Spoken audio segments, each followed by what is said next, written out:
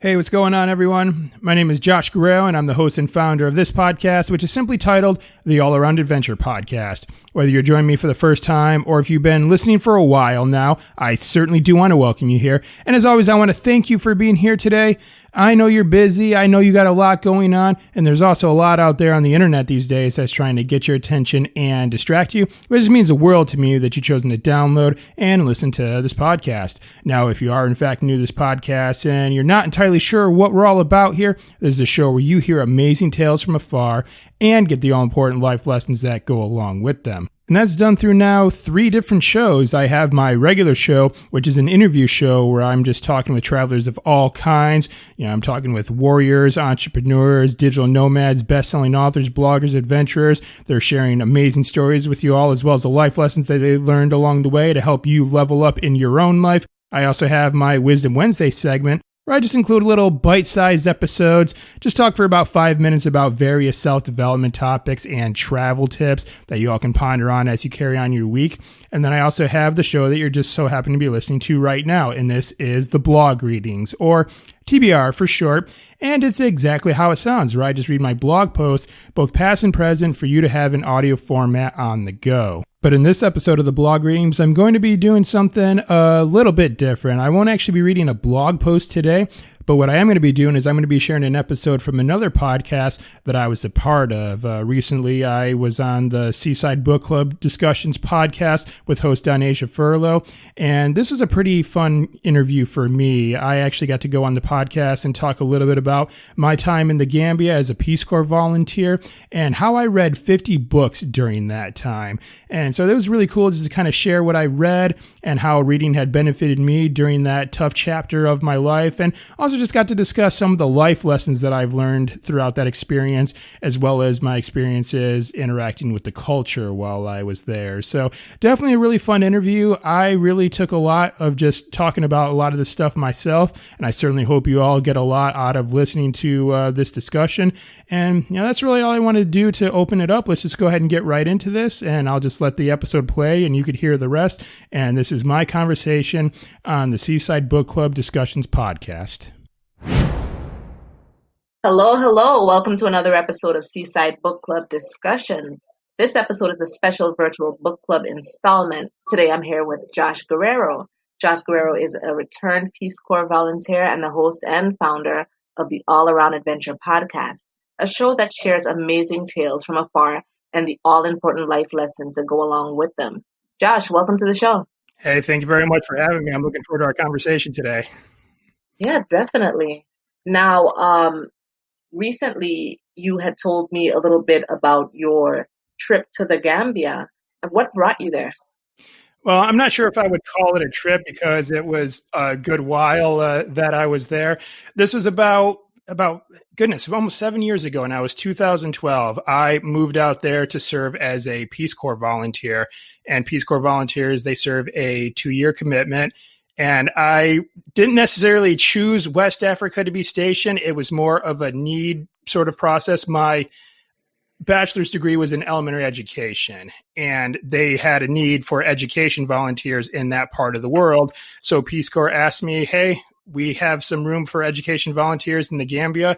And when I was asked to go there, I'm like, where on earth is the Gambia? I have never even heard of the place before. Turned out it was just a very, very small country about the size of New Jersey. It's actually the smallest country on the entire African continent. And I was invited to go there, and that's where I spent 2 years of my life. Wow. And you also had mentioned that that you had read 50 books within the span of 2 years there. Yeah, Yeah, because, well, quite frankly, living in a developing country, well, when I say developing country, a lot of people would refer to that as, a third world country, if I wanted to put it in that terms. Well, quite frankly, there wasn't really much else to do. I lived in a rural village, just way, way out in the country. My house that I lived in didn't have electricity or running water or a lot of those amenities. So you can say no internet, no smartphone. And also, again, with this being a rural village, I couldn't go to the movies, or I couldn't go out to a bar or a nightclub or a really, really nice fancy restaurant or anything like that. So So quite frankly, there wasn't really much else to do. And reading was something that I've always enjoyed doing, but I never actually really did a lot of when I was living back stateside, obviously, because, the hustle and bustle lifestyle that we have here in the U.S. and just being able to have a little bit of extra time on my hands there. And also just as kind of to a degree as a little bit of a coping strategy, which I'm sure we'll probably get into a little bit more in depth in this conversation. I really took reading into consideration, and that became a pretty regular part of my routine living there. Wow, where were you getting the books? You didn't have access to the internet. Like, what was your source? Well, thankfully, the Peace Corps had a couple libraries stationed in some of their buildings and outposts within the country. So you had a lot of previous volunteers who have been in the Gambia. Now, the Peace Corps has been operating in the Gambia at around the time I went for almost 50 years. And so a lot of volunteers had passed through the country, and they would bring their own books and just donate them. And they would donate them. So we'd go to the Peace Corps office. There would just be shelves just lined with so many books. And I just started grabbing some here and there. And then eventually my family, bless their hearts, sent me a Kindle. And of course, Kindles are known for a very long battery life, which was good because I didn't have electricity to charge the thing very often. And so I was able to get a Kindle from my family. They sent me a couple of Kindle books that they got. And of course, I linked up with a few other volunteers who were also utilizing the Kindle method to obtain their books. I was able to get some files from them. And so it just, worked out pretty good. And lo and behold, I've got myself a good extensive library and a lot of material to pull from. On your site, you actually list all the books that you read within that time span. Mm-hmm. Can I ask what were some of your absolute favorites from that time? Well, there's a few answers to that question. I obviously, as you probably saw, I dove into a couple of series and trilogies and books of that sort. I really enjoyed the Millennium Trilogy. Now, for some people who might not know exactly what I'm referring to, it's Stieg Larsson's book, the Swedish author who had passed away before his books were released. And that's, The Girl with the Dragon Tattoo, The Girl Who Played with Fire, that trilogy I really enjoyed. That was a good thriller. I really liked Vince Flynn's Mitch Rapp series, which is kind of like a spy espionage type thriller. I didn't mention this when you and I were connected, but I also served in the military. So I kind of take interest in stories like those. I also read Bear Grylls' book, Mud, Sweat, and Tears, which was his autobiography. That was a very inspirational book. I read that in a couple of days because I really got into it and really got into reading about his story. And I'd have to say my favorite standalone fiction novel would probably have to be Robert R. McCammon's book, The Wolf's Hour, which again is like a military spy type thriller with a little bit of a supernatural twist. The main character is a werewolf, but it's not like a supernatural story per se, where it's, like how a lot of the, like how werewolves are depicted in some like the modern day YR style books as like werewolves versus vampires and things like that. Like, let's say, I guess Twilight, for instance, if we want to pull out an example. This was, it was just like the main character was a werewolf, but again, it wasn't a supernatural thriller. It's just like part of his character, if that makes sense. Like they didn't really harp on the whole supernatural side of things. It was the military undercover spy type story. But I just thought that the way Robert McCammon depicted the werewolf in this particular book was very original. Like oftentimes werewolves are depicted as being these immortal creatures that have just gone throughout the centuries. But in this one, they're not, where they actually, the main character can transform into a werewolf at will. But if he does, he starts to age as a wolf. So if he spends a year in wolf form and then changes back to human form, he would age like 7 years as a human form.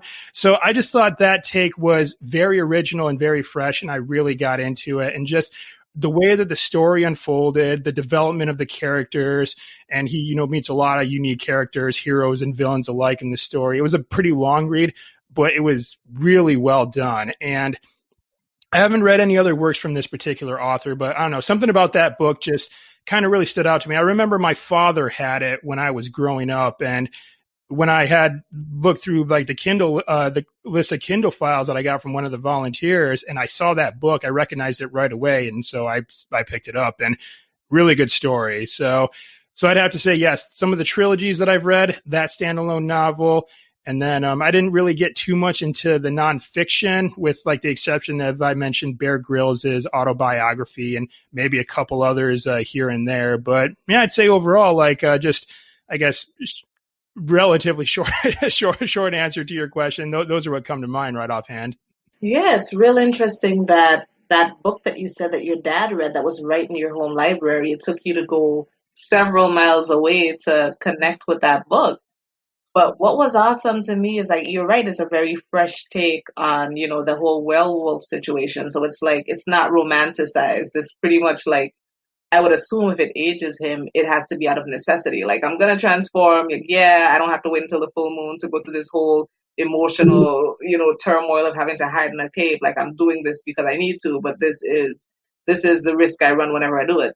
Yeah, it seemed like it was very much a curse, where, again, other depictions of the werewolf where, yeah, it's like, again, like you said, they're kind of, I don't know if glorified's the right word, or you said romanticized. I think that would be a fitting word. But in this one, it was very much more like a curse. And there's a couple of backstories here and there where it talks about like other people who have changed in the werewolves. And some of them, I don't want to spoil the book too much, but a lot of people who undergo a transformation in this story, they actually die before they complete the transformation, because it's, like I said, it's a curse. It's a very kind of dark and horrible thing for them to experience. So again, just a really fresh and original take. And this book was actually written back in the 80s, I think. And I'm not sure why this type of, I guess, again, werewolf persona hasn't really kind of made it out into some of those more mainstream areas, because I just thought it was really well done. You mentioned Bear Grylls, and I'm going to go right back to it because it seems to be so on brand for you and your website, your podcast, about being an adventurer. What were some of the things that you really enjoyed about Bear Grylls' autobiography, and what connections did you make to your own journey? Well, I think I really kind of took away the lesson of perseverance, just because some of the trials and tribulations that Bear Grylls had to undertake in his life, as I was reading in this story, like, for one, he was going through British SAS selection. Now, for those who might not know what that is, it's the Special Air Service. It's their special forces, and some of the best in the world, some of the most grueling training on the planet when it comes to military selection. And so he was talking about going through that and how hard it was. And then shortly thereafter, he suffered a parachuting accident and he broke his back, and he wasn't sure if he was going to walk again. But then about a year and a half after he recovered from that incident, he went to the summit of Mount Everest. And then so I think about just the perseverance and that drive to continue on that he highlighted so much in the book. I think that really helped me a lot in what I was facing while living in West Africa, again, in this rural village just way out there in the country. Because for one, it was really hot all the time. It was about 107 degrees on most days. I didn't have a lot of these modern amenities that I was so used to. I had to get used to just a very basic lifestyle. I had to work to collect water. I had to filter the water to make sure it was safe to drink. I was out of connection with like fellow Americans. I'm the only American in this village. A lot of the other volunteers are scattered throughout the country in their own villages. It was difficult for me to contact like my family back home since I didn't have internet access. And it was just so many challenges that I had to face while I was there. And this went on for 2 years too. And, in hindsight, it was over with a snap of the fingers, but while I was in it, it took an eternity. And so I just think just hearing a story of like what Bear Grylls had endured and just the mindset that he had just to overcome those trials, just sort of kind of told me, well, goodness, I mean, if he broke his back and wasn't sure if he was going to walk again and then went to the summit of Mount Everest, I don't know, that kind of seems like what I'm doing right now to be a little bit of a cakewalk. So that kind of really helped just put things in perspective for me. So that way I can kind of drive on and really just try to complete, my service to the best of my ability. you mentioned also having a host family and children that were living in the home with you. Now, what was their reaction to you, the culture clash? Had they had any interaction with, American individuals prior to this, as well as, your habit of, nose in a book? I had a little bit of a separate house from where the rest of my host family lived. We shared the same compound, but I actually had like my own little square hut that was separated from them. So not too often they would actually see me read. There would be a couple of times where maybe I would come out and just kind of sit with them or just all relax and doing our own thing. And I'll bring out my Kindle or something like that. And it was kind of interesting for them because I actually was, in fact, the first Peace Corps volunteer that had lived in this particular village. So I would imagine most of them probably have never seen a foreigner before. And it was kind of, let's see, how do I want to phrase this?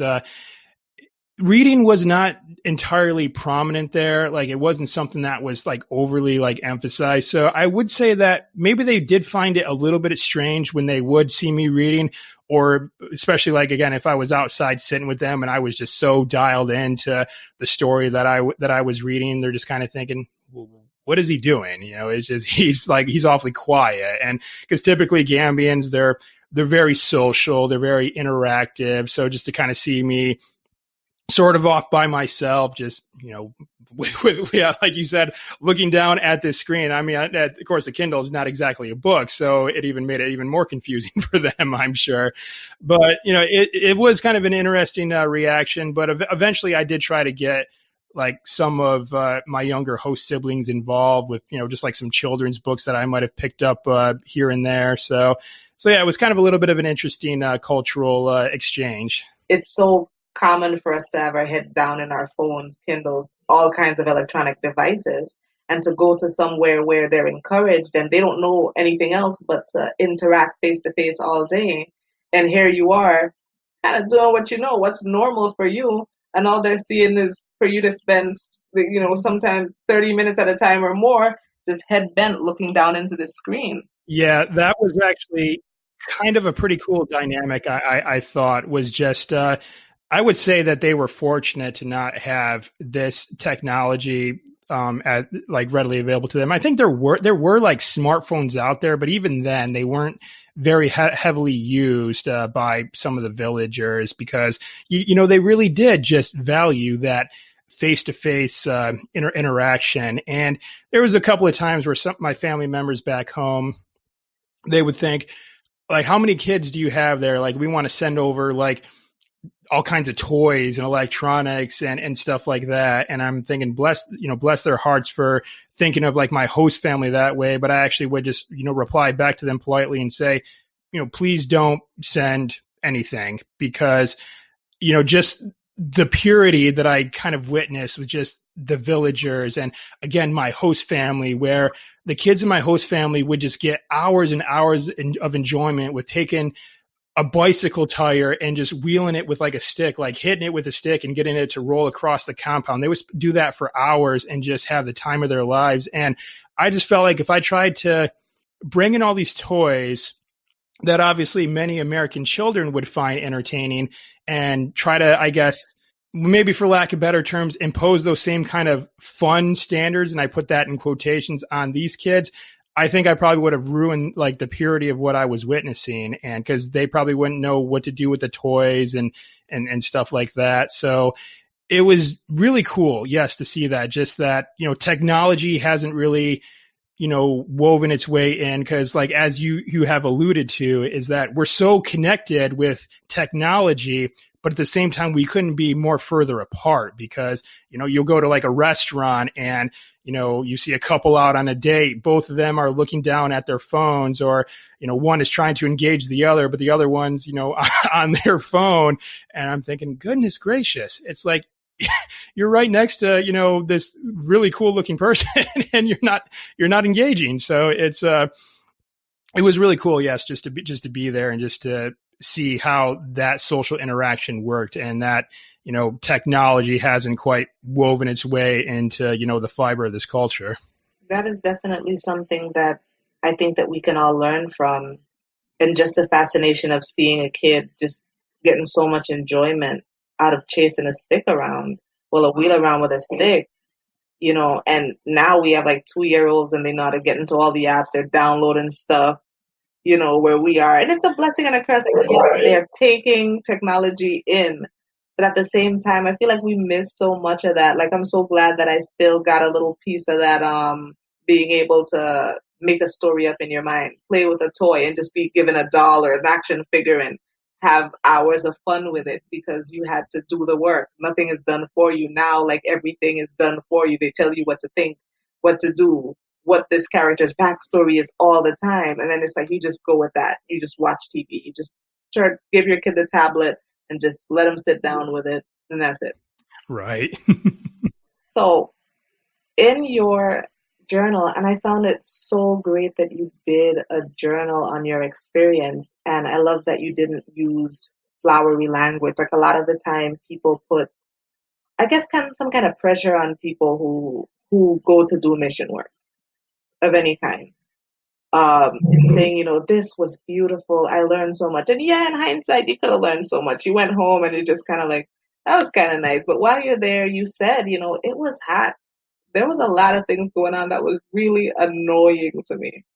And I had to really push through it because I'm accustomed to certain things. Like, you have to admit, I'm accustomed to certain things. It was nothing for them. They were home. You were not. The temperature was nothing to them. That's what they were born into. They know that. And then for you to be kind of in the middle of that and doing that journal work and looking inward, what are some of the key things that you learned on that trip about yourself? Well, in regards to journaling while I was there, it was certainly something that I felt like I had to do sort of as a way it was another one of the coping mechanisms, I guess I would say, that I sort of picked up because, again, being just out in this village with limited contact to, fellow Americans or fellow Peace Corps volunteers, I think kind of writing in my journal was, I guess I would say to a degree, kind of a way of venting, hence why you saw in my journal entry that I'm kind of I was more or less complaining about a lot of stuff and, just really having some bad days because I would say that I felt the entire range of the emotional spectrum, everything from complete joy all the way down to complete and utter despair. Like, I felt it all.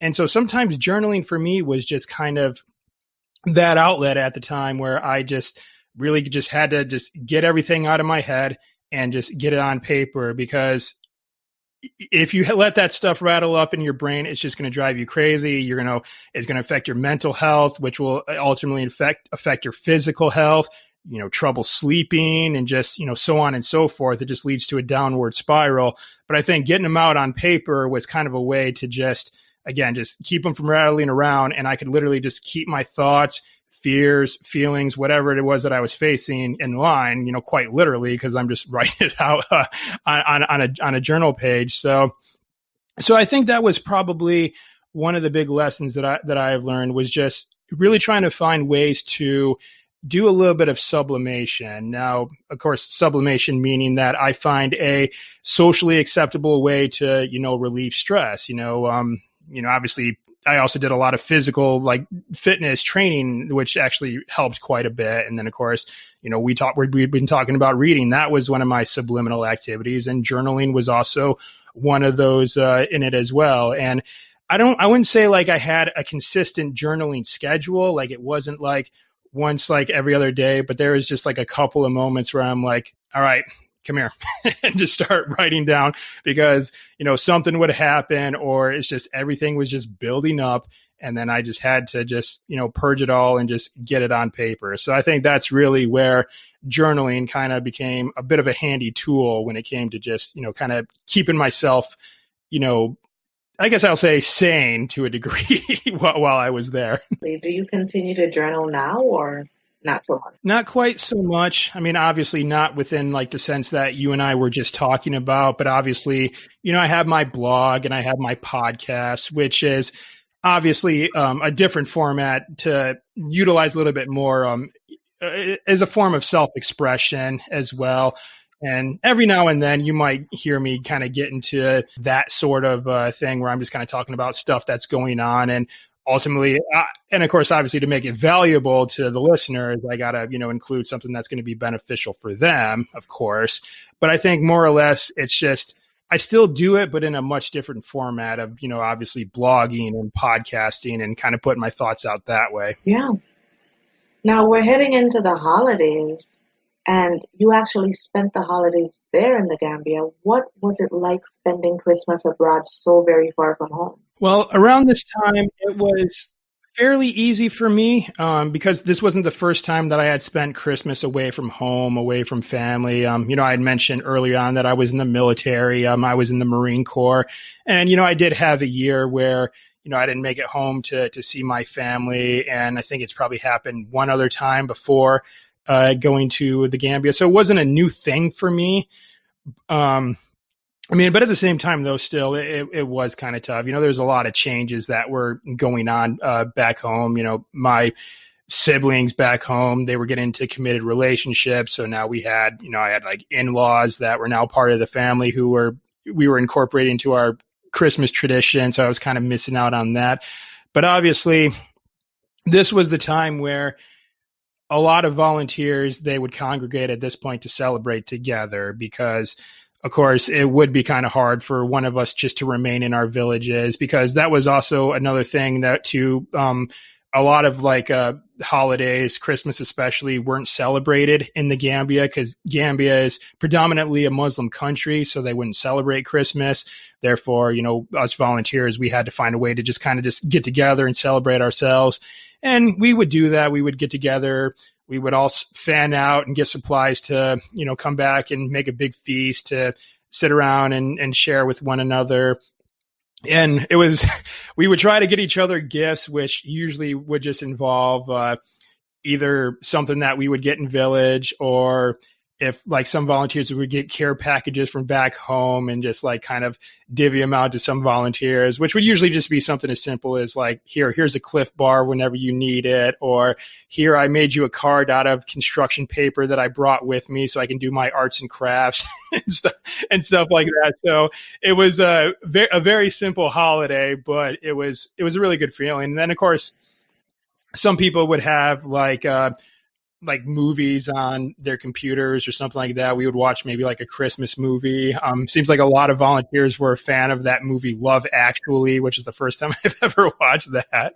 So that's one of those quintessential, Christmas movies from the early 2000s that some of the volunteers have. So it was a really good time. And it was a really good feeling at that point. Again, just, being with the other volunteers and just, finding our way to celebrate Christmas as much as we can and, kind of just having, a family away from the family, if you will.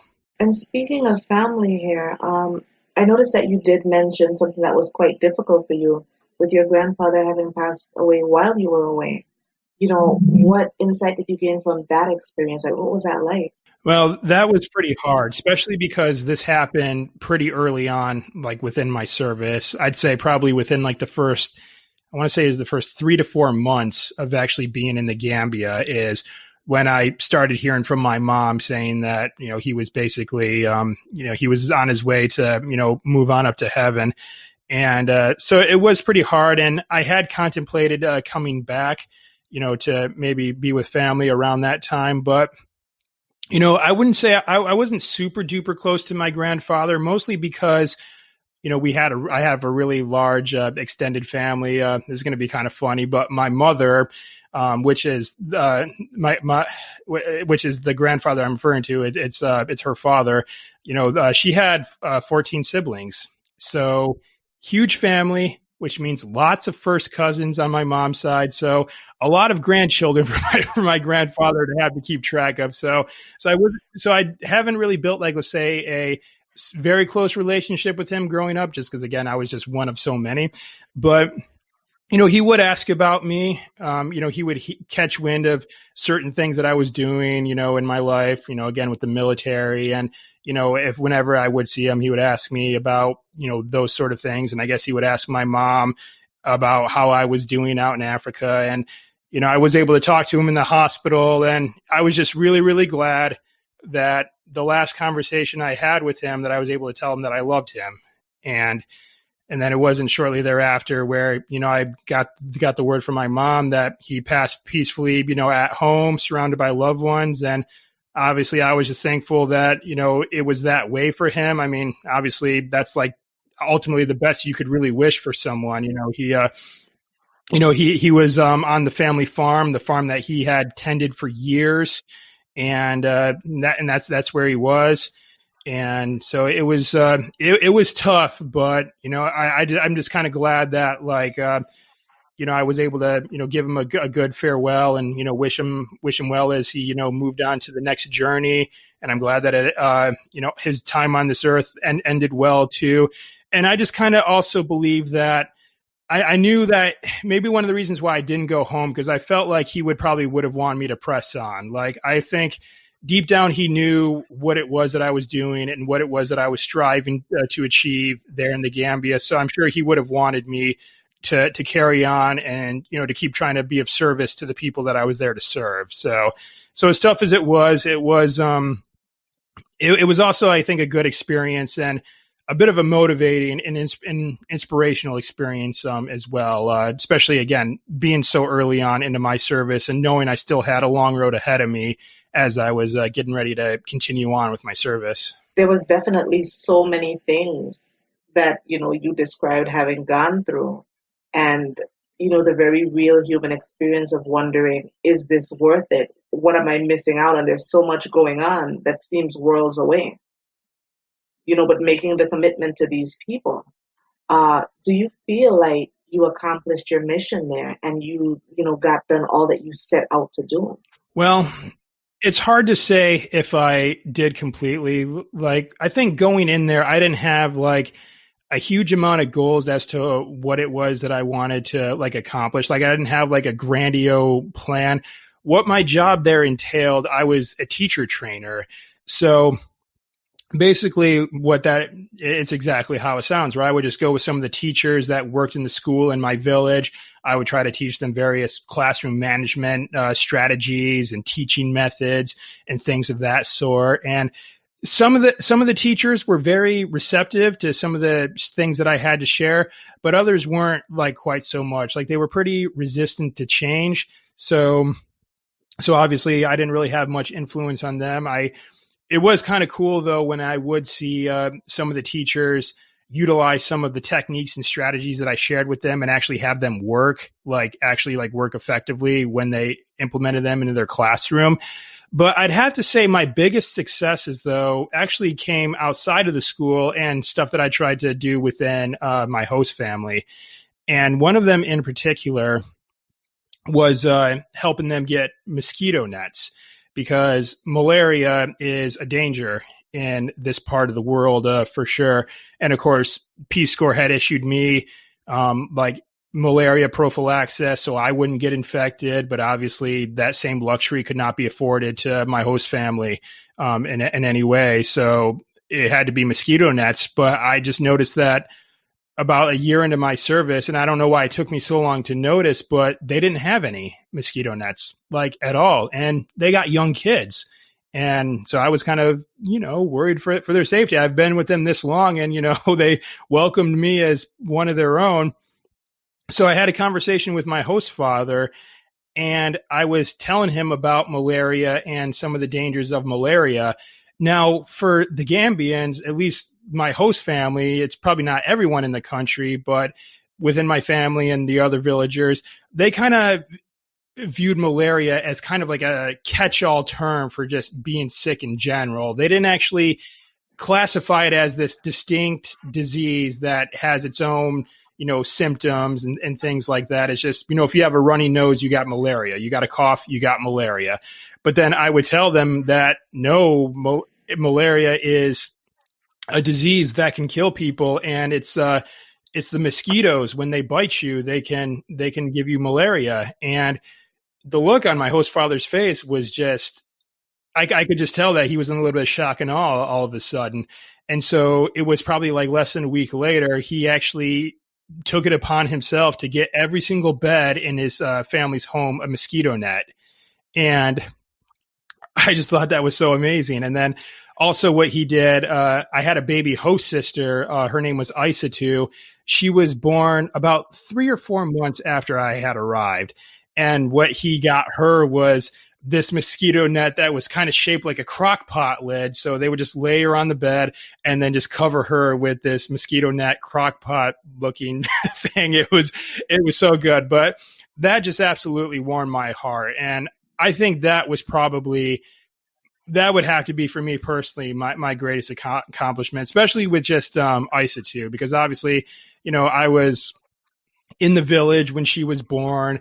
I kind of got to see her like grow up a little bit. Like by the time I had left, she had started walking, and it was just, really cool. So just to kind of see that, she had that protection and that she was safe. It's like, if I can't get the teachers in my school to, implement the things I did, then so be it. But that baby girl's got a mosquito net, and that was good enough for me. So would I say I accomplished the mission I set out there for? Probably not. But did I achieve great amount of success while I was there? Absolutely. I find it absolutely shocking and still fascinating at the same time that they weren't aware of malaria and what those mosquitoes could do. And they were right there in the village with them and they didn't know. You probably educated so many people without knowing, just by having that conversation, because he told a friend who told a friend, and they're like, whoa, we have to get these nets. We didn't know this. Yeah. Yeah, that's one thing I felt pretty good about, is that, obviously I didn't have to like lift a finger, logistically speaking. I didn't have to shuffle out any money to get nets. I didn't have to do any fundraising. I didn't have to, pay this person off to get these for my family. It's just all I simply had was a conversation. And like you said, I would say for sure that, considering how tight knit the villagers are socially, that once they see my host father taking this initiative to protect his family, no doubt the other villagers would have, saw his example and maybe like would follow suit as well. So I'm hoping, yes, maybe that's like what had happened. It's just a simple exchange that, hopefully created that ripple effect. And if that's how it turned out, that would be just awesome. And again, a huge success for me. Yeah, it's the small things, because you probably saved some lives and they didn't even know that it was the mosquitoes flying around that was doing this. Mm-hmm. Yeah. Yeah. It's mind blowing that a little bit of information goes a long way.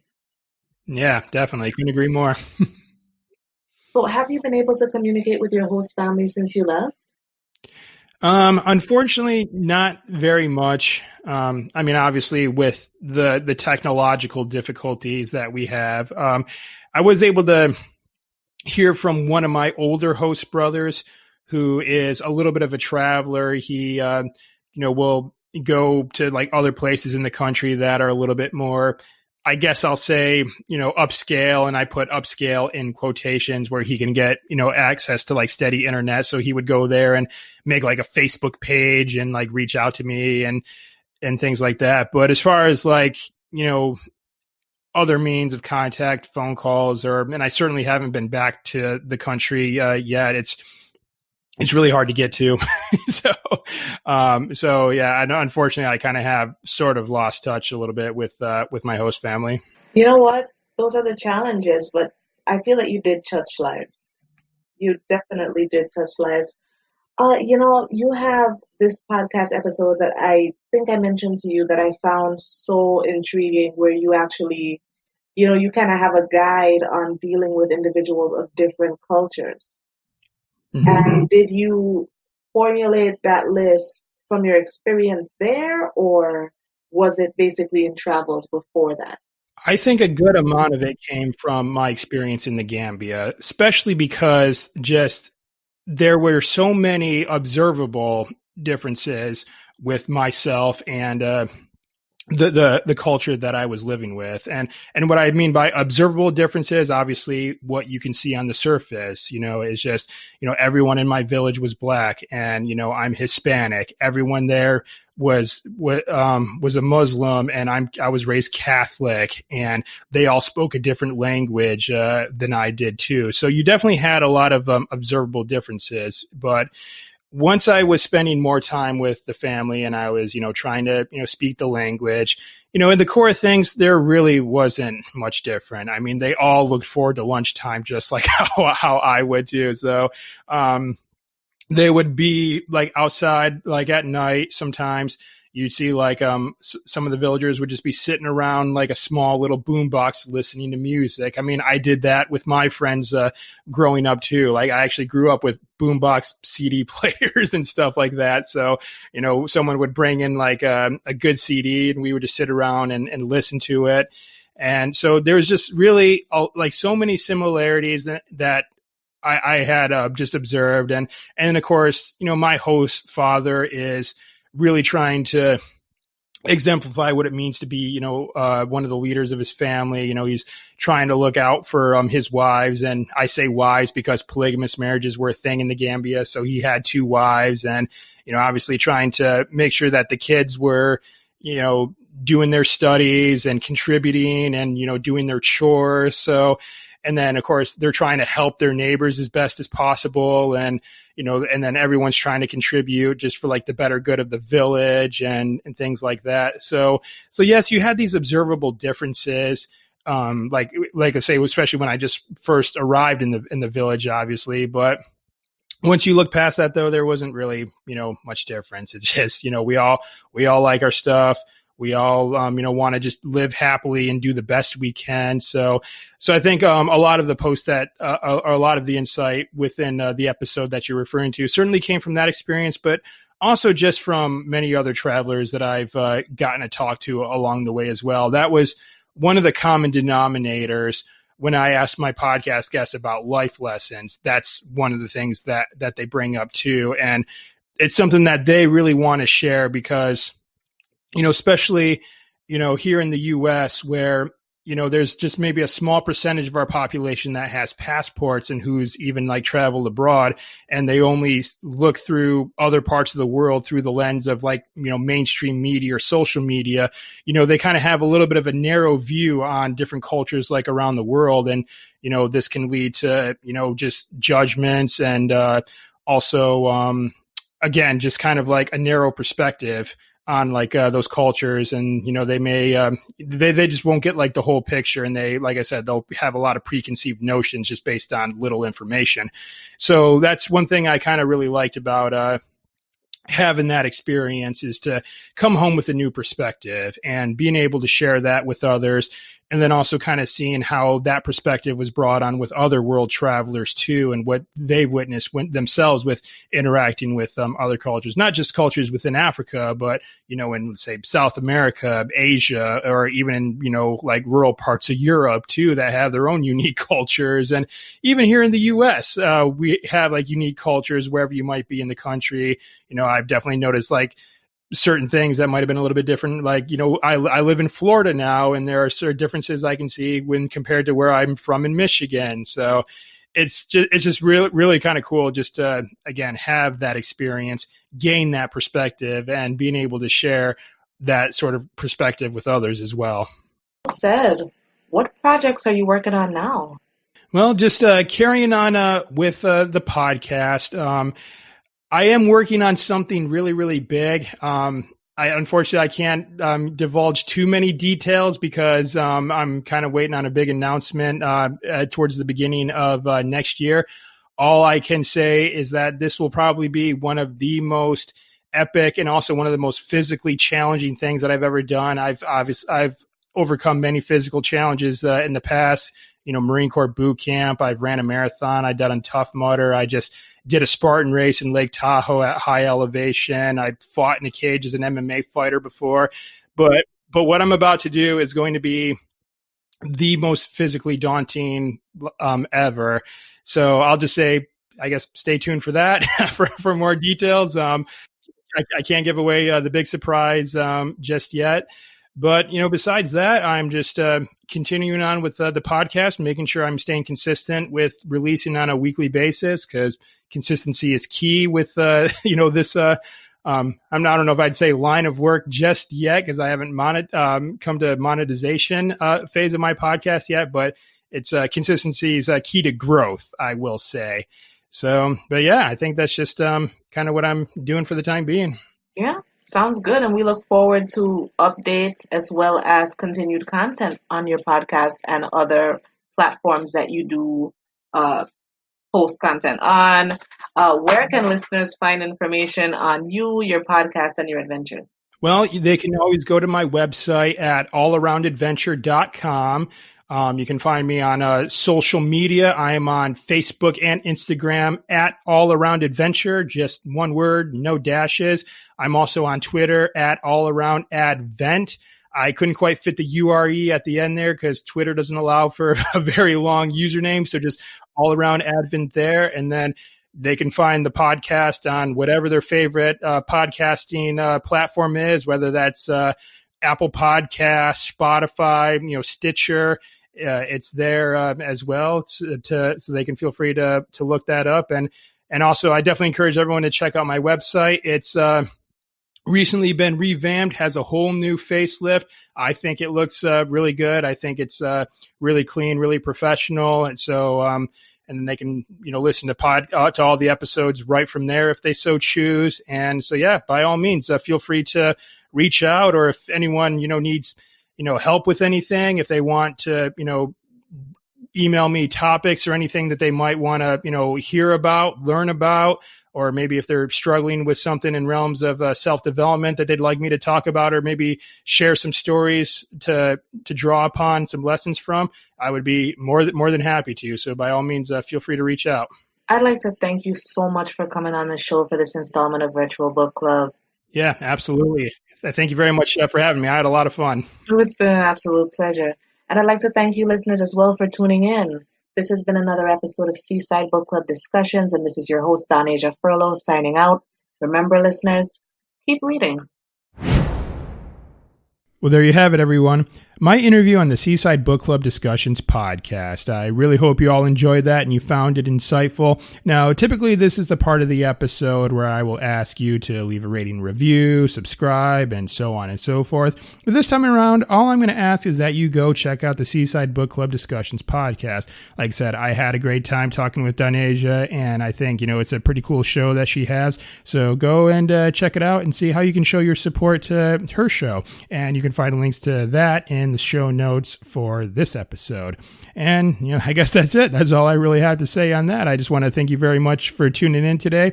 Be sure to check back in on Wednesday for our Wisdom Wednesday segment. And I have another great guest interview coming for you next Saturday. So be on the lookout for that as well.